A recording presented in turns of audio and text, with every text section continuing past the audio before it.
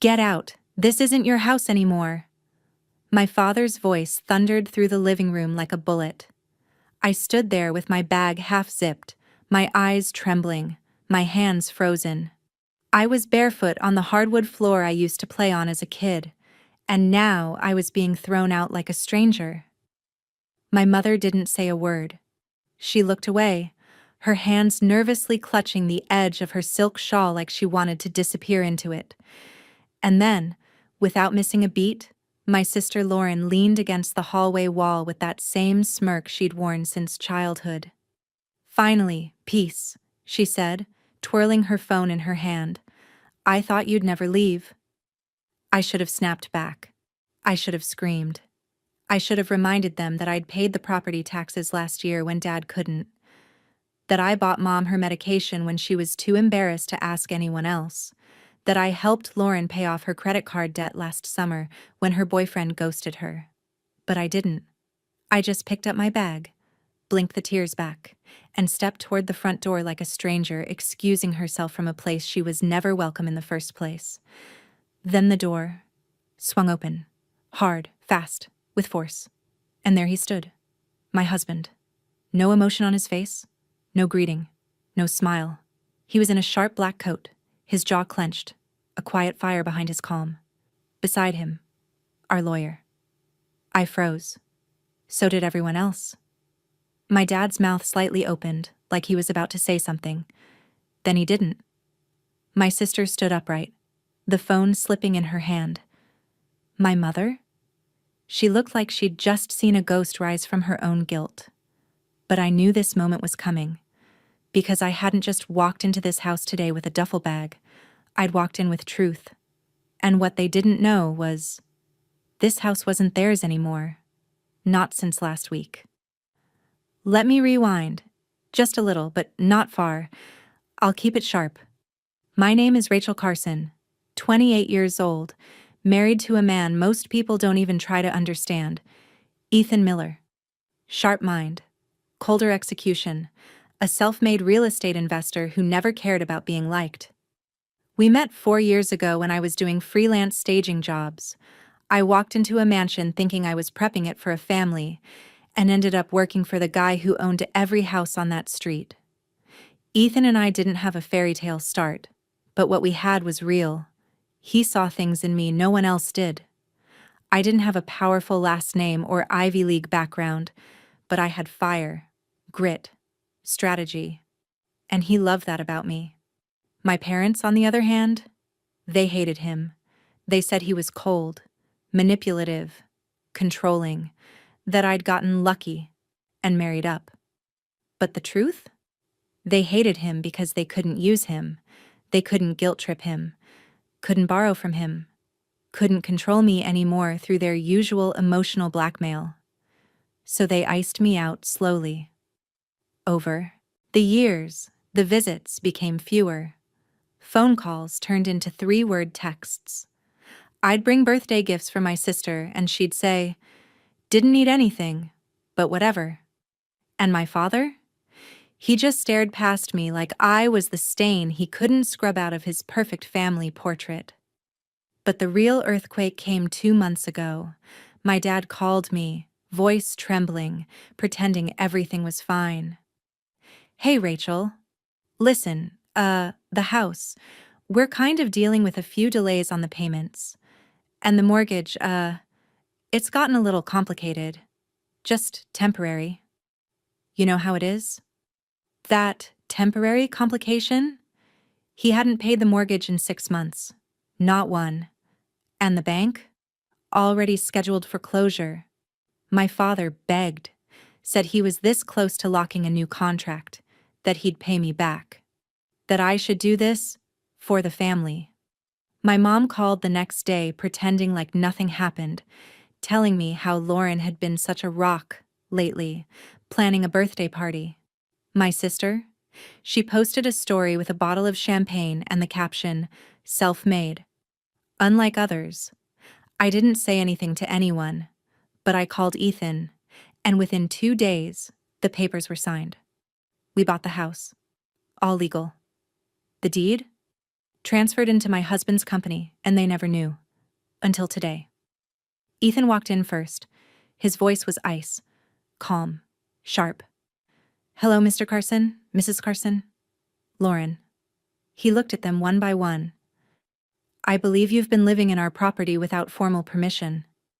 My dad's face turned red, then white, then somewhere in between. He stepped forward. What the hell is this? Ethan, what are you talking about? Ethan turned to the lawyer, who calmly pulled out a crisp folder and handed it to my dad. These are the deed transfer documents, the lawyer said. The house was foreclosed. My client purchased it at auction on the 3rd. Everything's registered, notarized, and filed. My mother gasped. Lauren stared, lips parted like a mute puppet. I own this house, my dad growled. This is my house. Ethan turned to me, and then he did something I'll never forget. He reached his hand out for mine. I took it, and he walked me back inside, back into the house they threw me out of. He turned around and said, Actually, this house belongs to my wife. I looked at all of them. My father's jaw tightened, his fists curled. My mother tried to say something but only choked on air. Lauren stepped forward, shrieking, You planned this? You let us live here? Like some kind of experiment? I finally spoke. Number I just watched. Watched how you treated me. Watched how easily you threw me away. And then I looked at my father. You said this isn't my house anymore? I stepped forward. You're right. It's not. It's mine now. Silence. Suffocating silence. And then Ethan leaned into me, whispering in my ear, Are you ready? I nodded. Then let's begin. Because I wasn't just taking back a house. I was taking back every part of myself they tried to erase. Then let's begin. Ethan's words still echoed in the living room like a quiet explosion. The silence that followed was louder than any shouting match. My father looked down at the deed papers again, as if squinting harder would make them vanish. My mother, still frozen by the entryway, gripped the edge of the table like her legs might give out. And Lauren? She scoffed, threw her hair over her shoulder, and said, This is insane. This can't be legal. The lawyer cleared his throat calmly. It's not only legal, it's final. This home was sold through public auction. All prior ownership claims are void. My father suddenly snapped. I worked for this house. You think you can just come in here and kick me out? After all I've built? You didn't build anything, I said softly. You just inherited things and let them rot. He flinched, but I kept going. You let the roof leak for 2 years. You missed 6 months of payments. You lied to everyone about your money, your business, even about me. He gritted his teeth. Don't get righteous now, Rachel. You're still just a spoiled brat who married into power. I smiled, not the happy kind, the kind that comes from pain turned into steel. Maybe, but at least I didn't pretend to love my own child only to spit her out when she started thinking for herself. Lauren walked right up to me then, her voice full of venom. Let me guess. Now you're gonna make us beg to stay, right? You'll play the victim, then toss us out with some big dramatic speech. You love this kind of moment. I looked her dead in the eye. I actually plan to let you stay. Quietly. Respectfully. But the way you laughed when Dad threw me out? I paused. That changed everything. Her face twisted in disbelief. You're seriously going to evict your own family? Ethan stepped forward, speaking calmly. Legally, we're not evicting. We're serving notice to vacate due to unauthorized occupancy. You have 7 days to leave. 7 days? My mother whispered, clutching her pearls like she was in some soap opera. Where are we supposed to go? I turned to her, and for a second I hesitated. She was my mother, the one who used to braid my hair before school, who hugged me when I got my heart broken. But then I remembered the look on her face earlier, that cold, blank nothing as I stood crying by the door. So I said, "You could ask Lauren." She said she finally has peace. Lauren's jaw dropped. You can't be serious." "Dead serious," I replied, holding my chin high. "You made it clear you didn't want me around. So now I'm giving you what you asked for. Just with paperwork." My father suddenly slammed the folder shut and pointed at Ethan. "This is all you. You turned her against us. You poisoned her." Ethan didn't flinch. "I didn't poison her. I just reminded her she didn't need to keep drinking from the same well that kept making her sick." My dad lunged forward, and for a moment, I actually thought he was going to swing. But Ethan took one step in front of me and stared him down. "I wouldn't do that," he said coolly. "Assaulting me on my property would be unfortunate." My father stopped. His breathing was heavy, his pride bruised, his power gone. That's when the weight of the moment finally hit them. They weren't in charge anymore. They couldn't yell louder or guilt harder to get their way, because the house they were standing in, the one they mocked me from, no longer belonged to them. It belonged to me, and they knew it. Nobody said a word for a long time. The silence was sharp, uncomfortable. The kind of silence that follows a war, not an argument. Then, my mother finally broke. She sat down slowly on the edge of the sofa and spoke without looking at me. "Rachel, honey, we were just emotional. That was your father's temper talking. He didn't mean it when he said this isn't your house." I blinked. "You watched him throw me out. You didn't say a word." She lifted her head, lips trembling. I was shocked. I didn't know what to do. "You looked away," I replied coldly. "That was your choice." Lauren huffed from the corner. "Oh my God, she's seriously gonna milk this forever." Ethan turned to her with a calm, amused look. "Are you really in a position to be sarcastic right now?" Lauren rolled her eyes but stayed quiet. For once. Then my dad walked over to the wall and started staring at an old family photo like it held some secret that could fix this. His tone was lower now. Slower. "You want to ruin us, Rachel? That's what this is? You're getting back at us like this? You think this makes you better?" I didn't respond right away. I just studied his expression. It wasn't sadness. It wasn't guilt. It was shame disguised as anger. So I stepped toward him and said, "No. This doesn't make me better. It makes me free." He turned sharply. "We gave you everything." "No, you gave me rules, guilt, pressure, expectations I never asked for. You made me earn your love, and when I stopped trying, you cut me off." He scoffed. "So now what? You kick us out and pretend that makes you powerful?" "I'm not pretending anything. I'm claiming what you tried to bury. You called me weak. Now look who's begging to stay." That hit him. I saw the flinch in his eyes before he looked away. Lauren jumped in, desperate. "You can't kick out Mom. She didn't do anything." I looked straight at my mother. "Exactly. She didn't do anything." My mother gasped. "I was trying to keep the peace." "No," I said gently but firmly. "You were trying to stay comfortable. Peace doesn't come from silence. It comes from truth. And you let them humiliate me because speaking up would have cost you your seat at the table." I could see her eyes welling up, but I didn't stop. "Now the table's mine, and you don't get to sit at it unless you come clean." Ethan leaned in and whispered, "You okay?" I nodded. "More than okay." The lawyer stepped forward. "You have 6 days remaining. On the 7th, locks will be changed. Utilities rerouted. We recommend you use this time to relocate." My father muttered something under his breath and stormed off to his room. My mother just stared at the floor.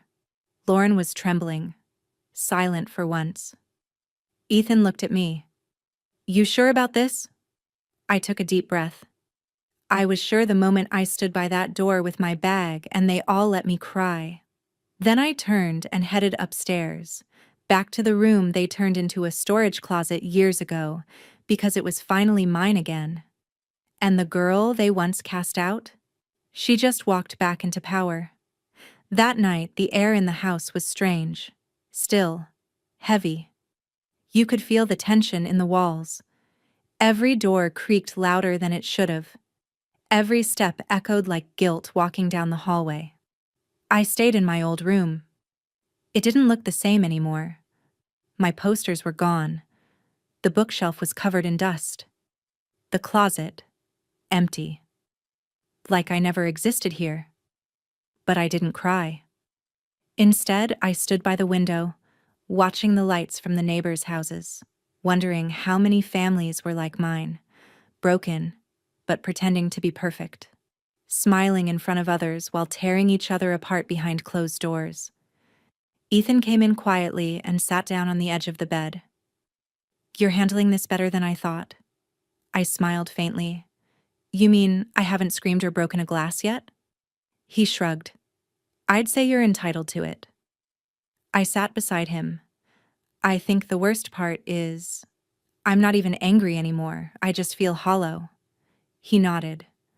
"That's what truth does sometimes. It clears out everything fake, even if it leaves you with silence." We stayed there for a while. No words, just breathing. Until, bang. Something slammed downstairs. Ethan was up in a flash. I followed close behind, heart thudding. We walked into the kitchen. My father was standing there, half drunk it seemed. A glass bottle shattered near the sink.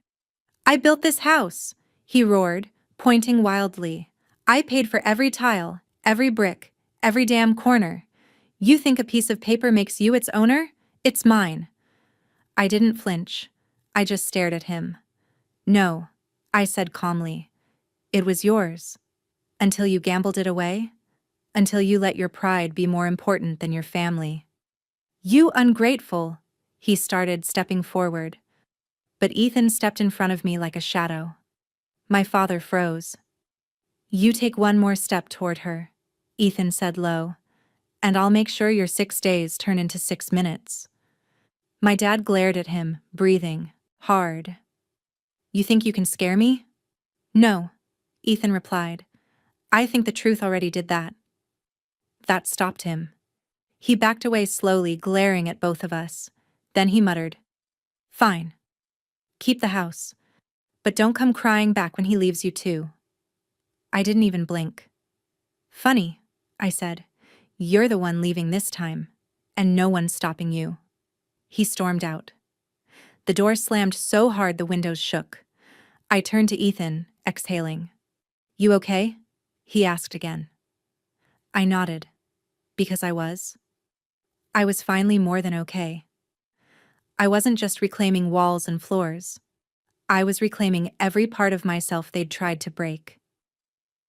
The next morning, I made coffee in that kitchen. My kitchen. And when Lauren passed by with her luggage and refused to look me in the eye, I smiled. Day 2 had just begun. By the 5th day, the house felt quieter. No shouting, no slamming doors, no footsteps filled with judgment. Just quiet. My mother had packed most of her things. She still hadn't looked me in the eye since that night. Lauren barely spoke a word. And my father? He didn't come back after that outburst in the kitchen. It was strange, watching them move out like guests being politely shown the exit. Even stranger, watching myself not break, not flinch, not fall apart. Because I wasn't doing this for revenge anymore. I was doing it to heal. On the 6th day, as the movers loaded the last few boxes into the van, my mom finally stood in front of me at the front door. She looked older than I remembered. Not in her face, but in her eyes. "You really went through with it," she whispered. "I did." She nodded slowly, almost sadly. "You were always stronger than we gave you credit for." I stayed quiet. Then she said something I didn't expect. "Your father. He always feared your strength." That's why he tried to bury it. I raised an eyebrow. And you? She looked down. I feared being left behind. So I went along with him. That hurt more than I expected. You already left me behind, Mom, I said softly. The moment you looked away while I was crying. She closed her eyes like she'd been slapped, but I didn't say it to hurt her. Just the truth. She nodded, then walked past me, down the porch steps, toward the car. She didn't look back. Lauren didn't say anything at all. She passed me without a word, her sunglasses hiding whatever shame or anger was buried underneath. By sunset, the house was finally mine, quiet, empty, and peaceful. Ethan walked in with 2 cups of coffee. He handed me one and said, "You did it." I stared at the living room. No, we did it. We sat down together. No words, no plans, just stillness. Until the lawyer called. He was confirming the title transfer. Officially recorded. The house was now under my name, not Ethan's. Mine. He surprised me with that. Said it was always meant to be mine. Said this was never about power. It was about giving me back my voice. I nearly cried. Instead, I whispered, "Thank you," and held his hand. Weeks passed. The walls got painted. The energy changed. I donated all the furniture my father insisted was too expensive for me to touch. I turned Lauren's old room into a studio. I opened the blinds they always kept shut. I made the house breathe again. And one morning, I got a letter. From my father. 3 sentences. "You were right, I was wrong. I hope you don't hate me forever." I didn't write back. Not yet. Because forgiveness isn't a door you swing open just because someone knocks once. It's earned. Like trust. Like healing. But I'm getting there. Every step I take across this floor, I remember the girl who once stood here with her bags, heart shattered, tears on her cheeks. And now? Now she walks like she owns the place. Because she does. The house. Her voice. Her peace. Her power. All of it. And no one, not even family, gets to take that away again.